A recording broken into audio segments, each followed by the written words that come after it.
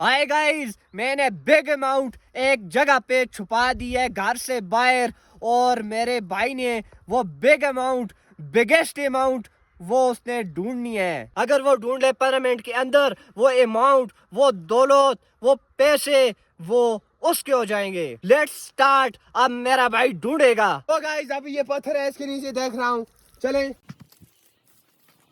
ओहो, यहाँ पर भी नहीं है, अनदर पत्थर है और उसके नीचे भी देख रहा हूँ। ओ, वैसे ये बहुत भारी है, लेकिन फिर भी मैं ओहो, यहाँ पर भी नहीं है और अनदर एक और चीज है, वहां पर चलते हैं, चले मेरे साथ।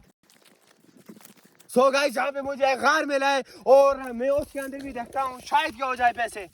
चलें अब। ओहो, यहाँ पर भी नहीं है।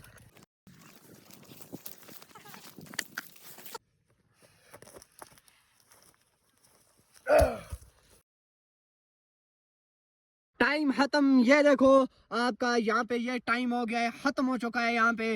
अभी आप देख सकते हैं गाइस, यहाँ पर थी बिगेस्ट अमाउंट। ये मेरा भाई यहाँ पे आ चुका है, अब ये इसको नहीं मिलेंगे।